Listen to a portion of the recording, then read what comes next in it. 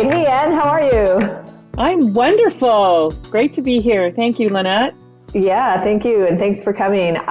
We met through a mutual friend who actually has been on my podcast a couple of times, or once, but she's actually introduced me to some very fabulous women since then, and that's Paige. And so you're currently living in Vancouver, BC, Canada.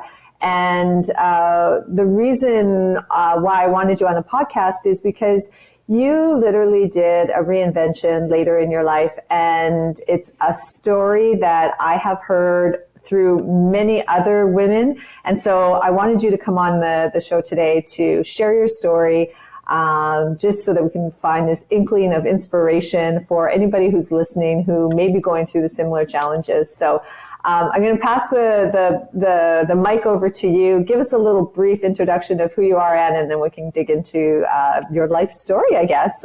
Wonderful. Well, I love to say that I wear many hats in this world, and my most passionate hat is mom of 3 boys who are now men and in their 20s, and I'm at this lovely stage in life of being an empty nester. And my background is in occupational therapy. I have an online business in the wellness space. I am volunteer president of Vancouver Adaptive Snow Sports. We're a nonprofit, and we teach people with disabilities how to ski and snowboard. And on the side, to keep my creative juices flowing, I have a jewelry business that keeps me adorned and keeps my a fun creative side alive. I became a single mom about 10 years ago, made the courageous decision to leave a 20-year relationship. Often these situations, it's easier to stay. And it was the courageous move to really get in touch with my inner truth and move on. And I'm sure we're going to dig into that a little bit more. But I find myself now just turned 60. So in my 50s as not only a single mom, but a sole breadwinner. And I look out the window here and I feel so blessed where I'm at in life. It's been a journey for sure. I had a dream to live waterfront and, pinch me, I'm here, and look out on the ocean every single day. And that was one thing among many others that's really important to me. Exactly. And, okay, so I do want to dig into your story, but for everybody that's listening, I have seen that beautiful ocean view and it is absolutely incredible. So let's back up a little bit. So in your 50s, you made this courageous decision to really sort of uproot your life. Were you working during the time of your 3 boys growing up? Yeah, so I was working as an occupational therapist, part-time, and raising my boys. I stumbled into my current online business about 15 years ago, just solely as a product user. I had a health issue, which I think is an important part of my journey. I think your body speaks to you when you're not in alignment. And I had a very debilitating nerve pain behind my left eye that came on after dental work. And I'm a real believer that our body does speak to us. And it was frankly hell. It was a real low point. And I'm used to being on the other side of things as a therapist. So for me to have this 15 out of 10 on the pain scale, nerve pain, I knew something was out of alignment, in my body, in my life. And it started with just some good advice by a doctor, some great advice. This is the one doctor who gave me something that I'll never forget. And he said, Anne, you need to take immaculate care of yourself physically, emotionally, spiritually, or you're going to be a very unhappy old lady with this pain. So, oh my God. It chills when I say it, and I can see that resonated with you too. And that's been my quest to really live my best life, live in my best body, live in alignment with who I spend time with, have high standards for myself, to be intentional with how I spend my time and my days. And, I wouldn't say that my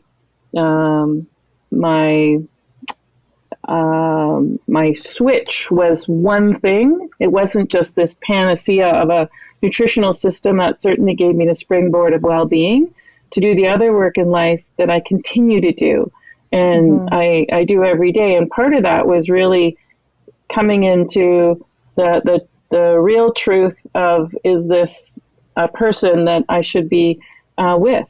And, he's wasn't a bad person at all. He loved me. And it was just me coming to my truth that we were no longer serving each other's needs. And I needed to move on for the health of my own body, mind, and spirit. And I think for my boys as well. So they, have a great relationship with their dad now. And he's moved on. And I have certainly moved on. But I knew it was going to be a difficult thing when the other partner doesn't want this, right? So how can we do this in a way that is sensitive, loving, as much as possible, given a difficult situation? And also, speaking into your truth when you're separating, 20 years of life together. And I also knew that I would be leaving a very comfortable lifestyle. We had a place at Whistler. We had his family properties at Gambier. We had, lovely home. And moving on to be my sole breadwinner was kind of scary. Yeah. Kind of scary. Absolutely. And especially, so you were a part-time therapist at the time because you were focused on raising your kids and, making sure that they had everything they need. And even so probably, during that journey, supporting your husband, which I think is a story that is so relatable for our current age group between 50 to 80, where, we lived a very stereotypical life. And it was usually the woman that stayed at home or worked only part-time to do all those things while supporting a husband who was pursuing this career. You brought up something that's really interesting because, just the quote about living your truth. And I mean, we've probably all heard that, maybe once, twice, or 100 times. But it two things. One, it reminds me of one time when I found the courage myself to make a bold move for myself. And some of my girlfriends at the time asked me, like, how did you make those decisions? And one friend in particular, she took me for lunch and she says, like, I am so curious. How are you making these decisions? And right there, before she even said anything, I just said to her, so-and-so, you're not living your truth. That is why you are asking me that question.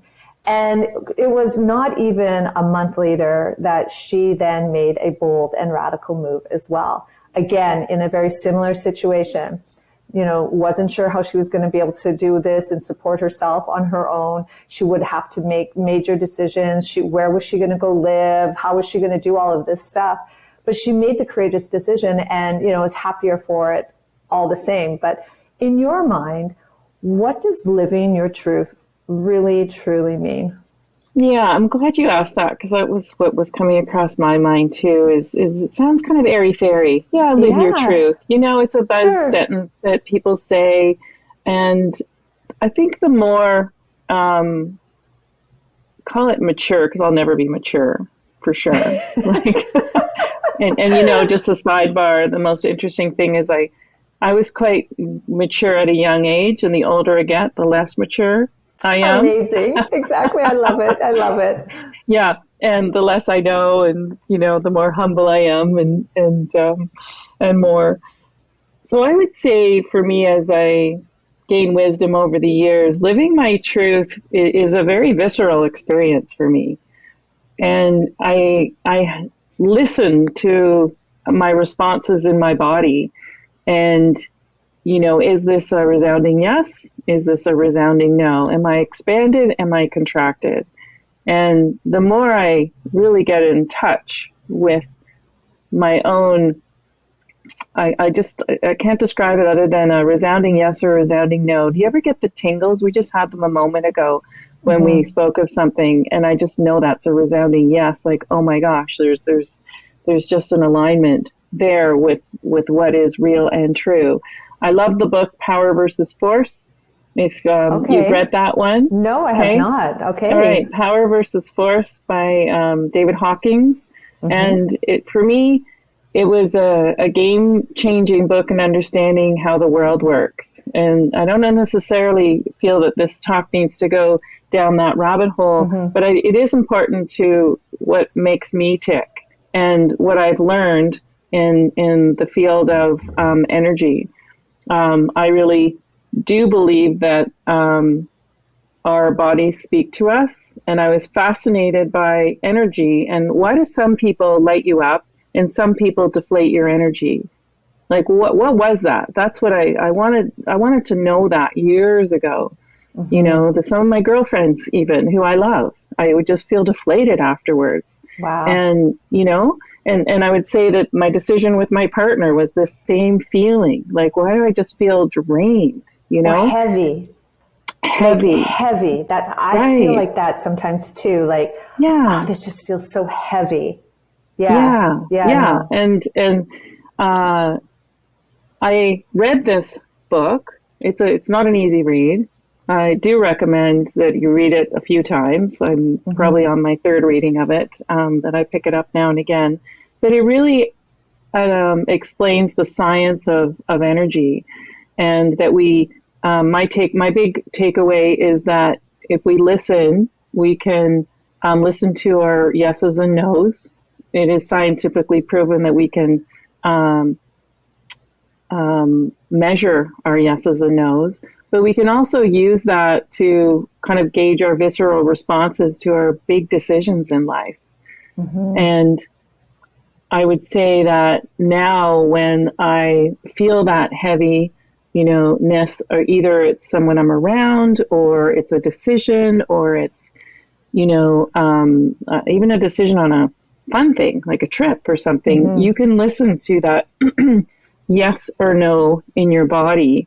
And, the more you kind of make those micro decisions that seem unimportant at the time and follow the yes, as opposed to, oh, I should do this because society tells me to, or I should do this because that's the right thing to do. And there's a little bit of a compromise martyr, it makes my gut unhappy to do that, but I'm going to do it anyway. I just follow the light, again. And I mean light not as an airy-fairy statement. I mean follow the levity in your decision making and the uplifting. And I do get people saying to me that, wow, you have great energy. I get people at the Starbucks lineup saying you have great energy, and I like to think that I truly live in that energy. I've been blessed to be a cup half full person from the moment I was born. Right. So, what is that, I was given that gift, but, we all have our struggles in life, and we can choose this path or we can choose this path when we are faced with the challenges.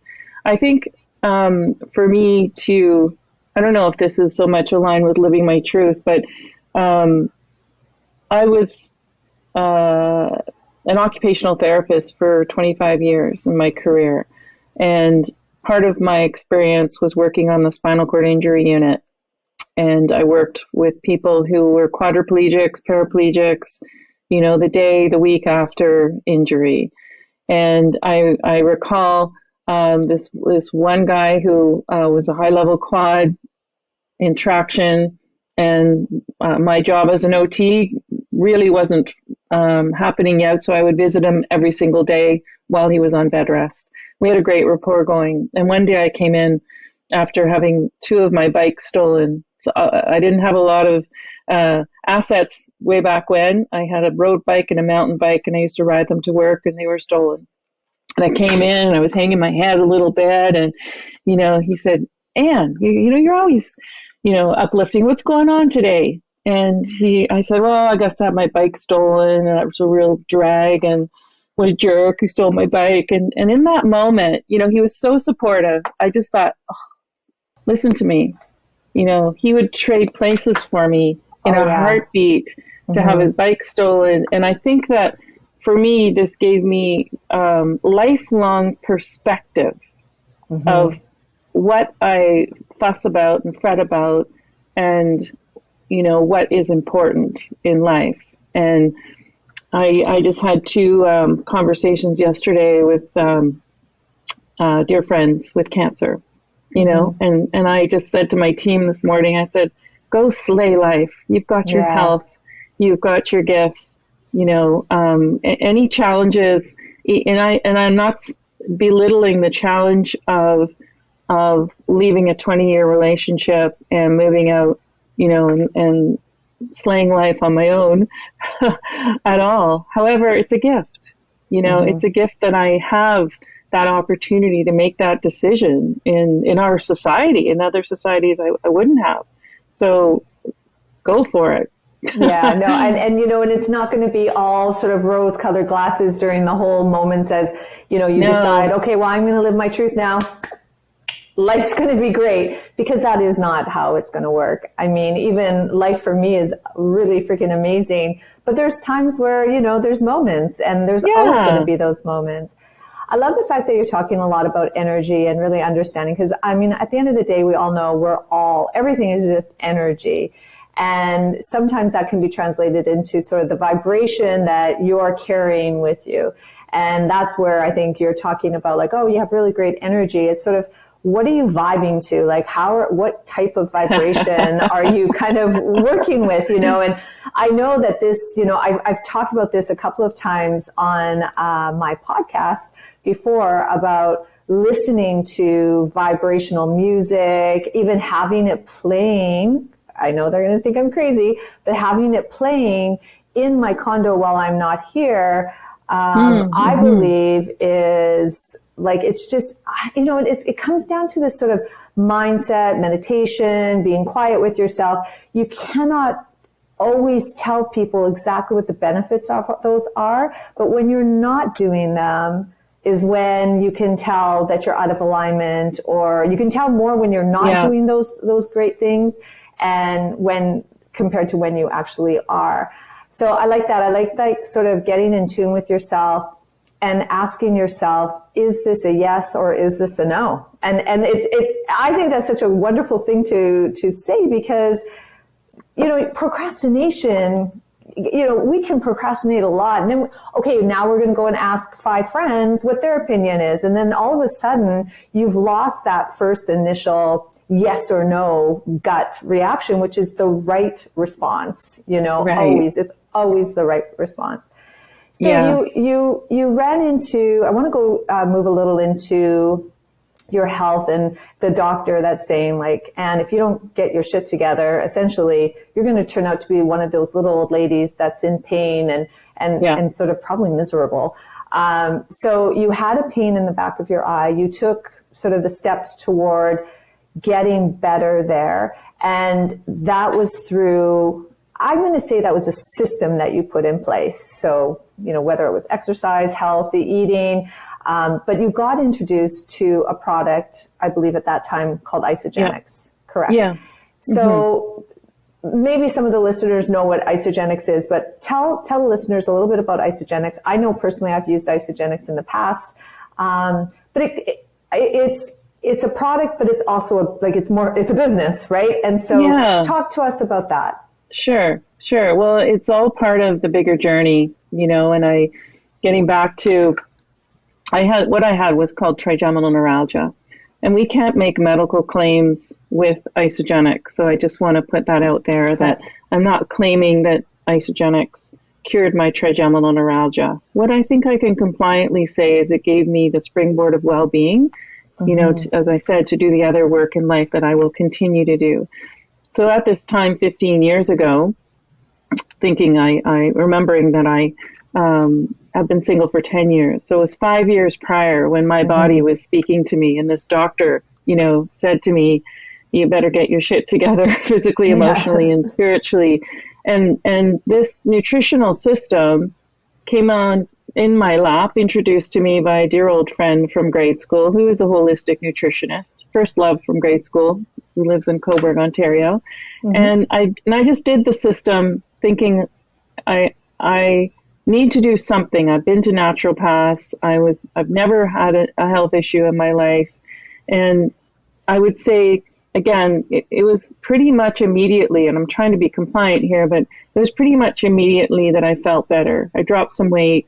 I've been 98% discomfort free in 15 years, right? Which is huge. I had a little bit of a return when we put my mom in a home. So, I know that these things are stress, energy related for me, for sure. But I was also willing to take responsibility for why I had this health issue. And I came on after dental work. So I didn't want to blame the dental work because not everybody, has this discomfort. I stumbled into this company, Isagenix, because I had this health issue, but it was kind of overlapping with this time of challenge in my relationship and moving away from my role as an occupational therapist. I was always identifying with being an OT, but I was feeling a bit burnt out also being an OT, and I felt like I had gone as far as I could in that, career hat as well. And then I started to have some success in Isagenix, but I wasn't open. Perspective or from the health perspective. But my friends, this is how good things are supposed to spread organically. I was not open to the business model, like at all. It was thank you very much. Right. And the business model, for lack of a better term, and I want to use this term because I know that a lot of people have some stigma around it. So it's MLM, right? So multi-level marketing. I know that it's moved into a whole new realm with some of the bigger companies out there, including Isagenix, in terms of being more social retail, online, a way to get access to something bigger and better. But I mean, that's what it is. And I know that a lot of people have the stigma behind it. Oh, I'll never get involved in MLM. But, and I want to address that because it's a bit of the elephant in the room, but it has provided you with an opportunity to build a business. Yeah. I'm one of those, despite myself, accidental success stories. Yeah. Truly. I didn't think I could sell, as that's what I said. It was my husband who knew me and knew my skills, and he was very open-minded and entrepreneurial, and he said, you should do this, you'd be great at it. And I'm going, no, I can't sell, I don't want to sell to my friends, Common statement that I hear all the time. I can't sell. I hate selling. I never want to get into that because I hate selling. Yeah, exactly. And quite honestly, what I realize now is that when I said I couldn't sell, I couldn't face rejection, and that's been a huge learning curve for me, being a perpetual pleaser. Like, that's been my big learning is, I'm a cup half full, but I'm also want everything to be happy and in balance and cheerful and everything. So for me, being able to, this business has been a metaphor for my life and helping me grow personally.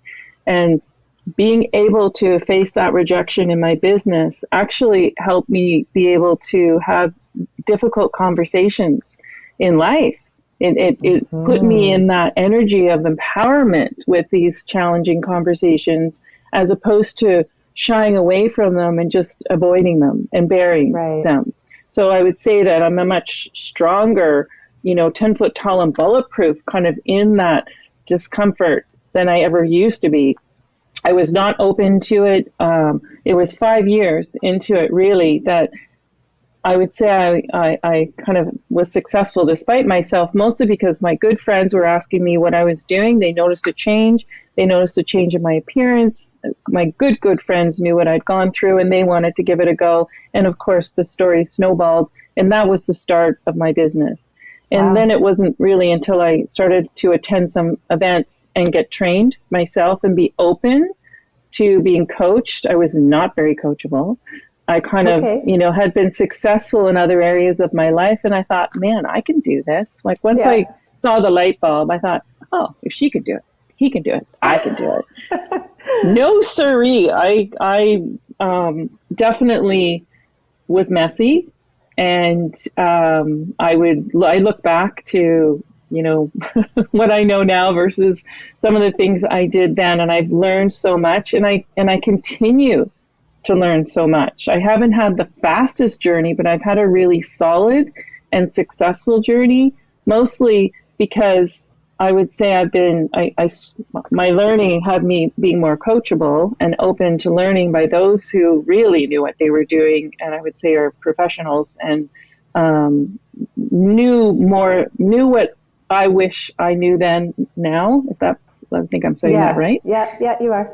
Who are much smarter people business wise than I am or ever will be. But I knew I had the people skills. I knew I had the caring. I know I'm passionate about health.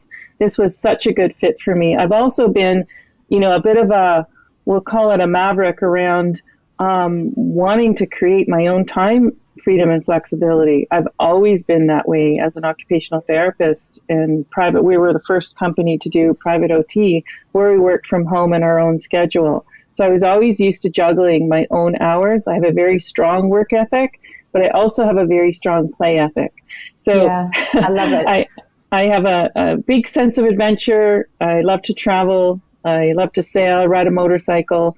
That's a whole other podcast. Yeah. Of kind of, but actually, it's not really, because when you think about it, when we get to our 50s and beyond, we're like, okay, you know what? It's time to actually do some things that I love to do. And I think that a lot of women out there are probably thinking, God, I'd love to start a business, but I don't know what I would sell. I don't know what I would do the business in. But there's so many options out there in this day and age, especially that, for you working with Isagenix and building a team and, building your business, I mean, at the end of the day, you don't really have product or inventory that you got to worry about. You've got a company that is holding those big responsibilities, those things that keep you awake at night. And you're there just nurturing relationships and motivating a team and selling the health benefits of the product. And I think that then you also say to yourself in your 50s, I am so done working 9 to 5. Because I've been this mom and part-time worker, or even in my case, a full-time worker. I mean, I was a mom hustler for 19 years, and I can multitask like anybody can multitask. And sometimes my kids would say, okay, Mom, I'd be making dinner and having conversation with them. And I'd get the old, okay, Mom, so an elephant came into the room and it crossed the road, just to see if I was listening. And I'm like, hey, you know what? I am listening. So I think though now that we have this freedom, that, we've done this great job of raising kids. They're wonderful. They're on their own. They don't need us as much as we still think they should and want. I know for me, I kind of like, okay, well, I still want cuddles. But, at the end of the day, I think that what you're saying is you have a very well-balanced life integration. And where you've got, this way of making income, you're part of a community, but you're also doing the things that you love. So not every hobby has to turn into a business, even though you have your jewelry business, which I want to get into. But that's a bit of a hobby that has kind of turned into a bit of a passive income source as well, correct? Yeah. I would say, just getting back to Isagenix for a second here, that for me, despite my initial feelings around it, it's the perfect business for me. For you. And once, exactly. For me, it's not for everybody, but it is for me. And once I got out of my own way around this, the reason why people turn to this, but just as a small point of interest, it's not, in my view, MLM, it's network marketing. There is a subtle difference, and I can explain that to you another time. But it is network marketing is the way I prefer to call it. Okay. You could call it referral marketing as well. But for me, it's the reason why people turn to this business model is for residual income. That's the bottom line. Like my business now, if I stopped working to take a trip for a month, or heaven forbid, something happened, but we're not going to put that out there to me physically, my income would continue to come. And there is a point that I don't know 100% sure if I'm there, but it would continue to grow as well without my input. It is also willable to my children. Like, when I left everything, what's my legacy for my children? So I now have an asset that I can will to my children, which is huge. We happen to sell great products, because you're familiar with them, but really we're in the people business. We're in the business of supporting people to their best life. And that's the way I look at what I do, is we're just a network of people who leverage each other to support each other to be our best health, our best life. And, I've got lots of people who are just dabbling at this because they don't have a big financial why, but they love the community and the products and they love helping people. And then I've got other people who are wanting to roll up their sleeves because, like me, who have a big financial why, and they're their sole breadwinners and want to really go for this. And this is just a great vehicle. And I feel really blessed that I landed in what I think is the best company out there. I mean, there are a lot of great companies and great products that I use. I never sought it out. It found me. So I just wanted to carry on about that. And I love what you just said about the financial why. So let's dig a little bit into that. Like you said, some women in their 50s and beyond don't have a financial why that's pressing. They've got enough that they don't really need to worry. They kind of just want to keep busy. Not everybody wants to retire and be on the golf course going to Palm Desert. There are other things to do. And I think that, even when I see even my father, who continues to work in his 80s, I'm positive that's what's keeping him young and spry. And I think that, what are we going to do with our minds if we aren't keeping busy? So I like that. But so your financial why, so you're 15 years ago, you had the health problem, you turned to, improving your health.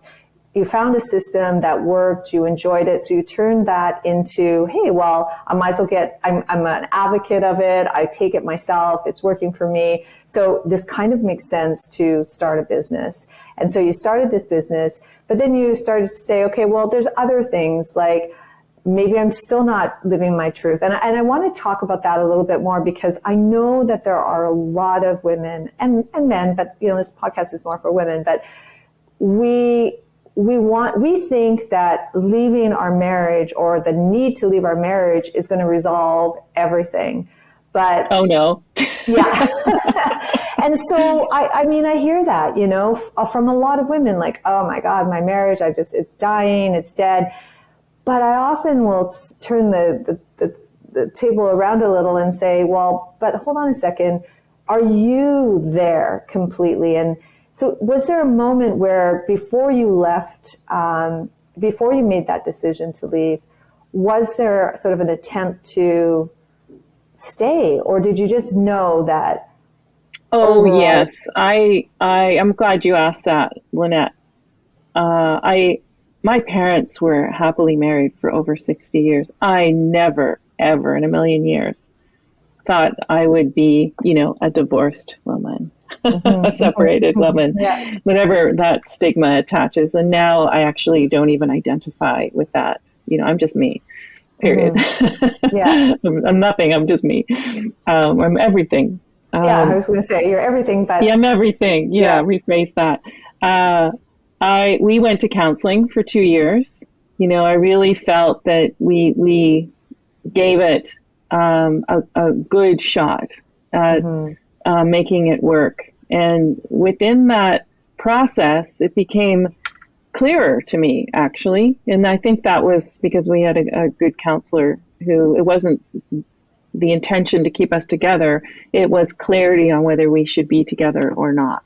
So for me, it became clear in many moments, but there are several defining moments where you just know that you can't go back.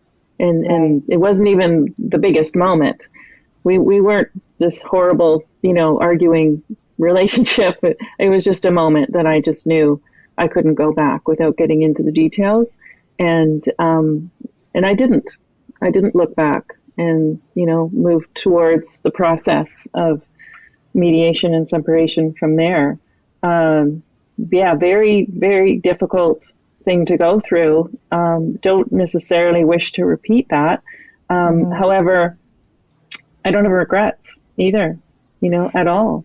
Exactly. And when you went through that process, there was for sure a moment, I'm going to guess, where you started to look at the numbers and you realized, ugh, this comfy whistler, multiple home kind of lifestyle, wasn't abundant of wealth, but it was enough that was very comfortably happy. And so you start to think, well, geez, should I just stay because of that? And because I know that's what's happening in a lot of women's minds. Like, how am I going to do this financially? What? Well, it's how am I going to do this financially? And I'm a therapist, I'm a people person. I'm a ski instructor. I'm not, my finances and numbers are not my strength. This is why my business model was so perfect for me, because all that is taken care of. I don't have to do any of that. And, it was my husband, we'll call him still, he did say, well, good luck to you, kind of, because he knew me and my strengths. And I knew it was going to be challenging on that front, because it is not my strength, financial planning and numbers. I've learned so much and been more open and receptive to being coached and vulnerable and get help from others in that area. And I have fallen on my face over the years too. Like, it hasn't been this uphill, that success graph. Exactly. This looks like this, right? Yeah, exactly. So I have had some hard knocks over the years. But I also have realized what's truly, truly important to me too, through the hard knocks, isn't, the fancy lifestyle for me. There's a great book called the 4-Hour Work Week, and live like a millionaire and not be a millionaire, right? Yeah, exactly. And when you have the right residual income, and that was like bingo, I could do that. That really resonates with me. And I think you and I connect on that level for sure, looking at your lifestyle. Yeah. And, I can go 5-star, and I can also be on my motorcycle and, roughing it. And I'm happy, if not happier sometimes. Exactly. when when you're happier, when you're just in your common element, Exactly. Yes, it reminds me of my goal is my dream has always been to live in white t-shirts, denim cutoffs, and flip-flops, but still be able to afford to drink Cristal. And I literally just go to champagne and just whatever kind of living. Don't get me wrong, I don't like to slum it too much, but I do I do have a sense of reality that this past 3 years for me specifically is this commercialism and consumerism and consumption is very overwhelming, especially when you take yourself out of that for a while. There was no problem dropping money on Louis Vuitton and Prada's and Gucci and all that kind of stuff. And then now I look back at that and I think, whoa, how did I even do all of that? And it really is life-changing when you simplify your life things and move more towards experiences. And that's kind of the life that I think that's my truth now is I think I've always wanted that, but I bought those things to fill a void sometimes. Yeah. Right. Well, and that's a whole other deeper conversation too, is knowing how to fill your cup with the right things. And it's not shopping. It's not, having to be surrounded by Consuming. abundance of people all the time, food, all those kind of vices. I live in a really sweet little spot with just what I love here. Just Yeah. what I love here. I got rid of everything else and I just have enough. Exactly. I like to say that I'm a minimalist who loves abundance. Yeah, exactly. Right. I love it. Exactly. And abundance comes in forms of love, friendships, conversation, things like that. Yeah. One of the things we touched on earlier, Lynette, was mindset and managing mindset. Mm-hmm. And I just think that this is something I've become so passionate about. Probably the roots of that is looking at people that I've worked with disability and why do some adjust so well and others don't, and it's usually the people who could cope with life before their accident did so the same after, a significant injury. I'm talking about someone with high level quadriplegia, for example, and Mm-hmm. I have several people I know in my life who are living with disabilities of sorts. And I really think that the more I've kind of thought about these people and what their common ground is, and then I look at my own struggles, how can I overlay that? We have so much power to manage our own day and our own mindset with some very simple tools. And it's often just a choice. It's a choice of what habits. Every little habit adds up, eating clean, for example. So you don't have to be perfect. But if you're good 80% of the time, I don't mean good, bad, as in, what we think about eating good or not, but just eating that resonates with your high vibe body and putting good nutrition into your body, habits of exercise, habits of thought, being in gratitude. That's a huge one for me. It is gratitude and also giving to others. My best advice for myself and for others when you're feeling low or low energy is go do something for somebody else. Write a card. Go give a gratitude note. Phone somebody and make their day. Send a gift. Go and do a random act of kindness, because that can, it's a selfish motive because you can really shift your own energy. Go and smile at someone out in the lineup and make their day. You never know where they're coming from. So managing mindset is something that I talk a lot about with my business team because we need to in the work that I do, because this is really about, attracting high level people who want more in life. And, we've found each other. I love that because I really feel like we're in some level where we're connecting on a frequency that we can't see. Your vibe attracts your tribe, I guess is the sentence that we've all said. But I think the days that I feel low, some of my tools is I have an infrared sauna here. So I will go and take time out and I'll listen to a podcast, maybe fall asleep or maybe just nice music and, reset myself. Maybe it's a bath. Maybe it's phoning a friend. Maybe it's going for a walk. Activity neutralizes negative emotion. So do something, to shift myself. And I found that during my ups and downs over the last 10 years, and there have been, I knew somehow that I had it in me to be okay. Like I was going to land on my feet, but I knew there was going to be these tough days that I just needed to manage my own state. Okay, hold on a second here.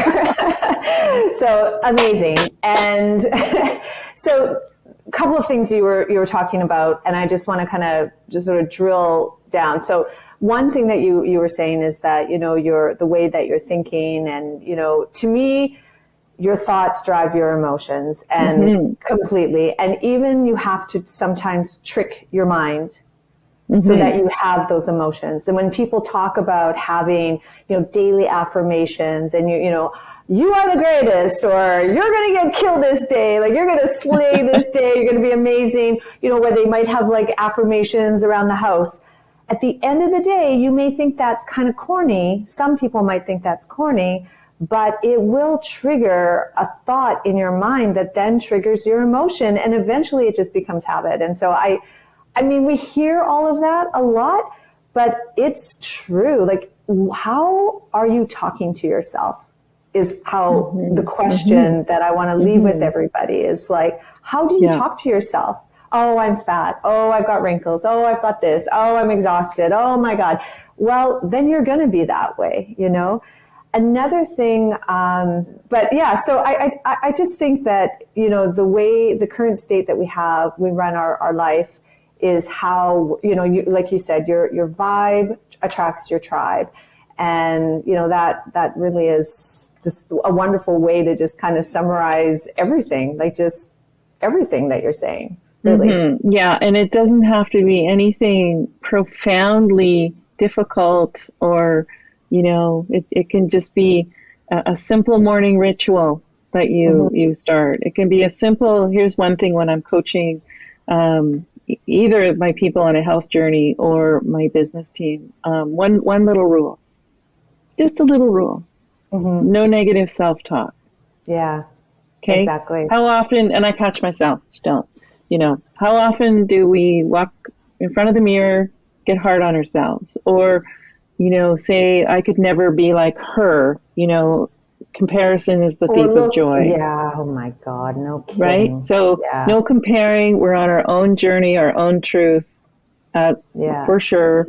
And no negative self-talk at all. So, you know, and when you do, you just catch yourself, and it's that self-awareness piece of catching yourself, and then you can shift into, oh, okay, well, how can I, you know, turn that around and turn it into something positive, or immediately shift into gratitude. Before I give a talk of any kind, or if I'm, you know, nervous about something or whatever, I will go through in my mind a list of 10 gratitudes.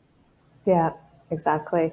And one other thing that I wanted to mention too is, like you mentioned about going to do something nice for somebody if you're having a down day.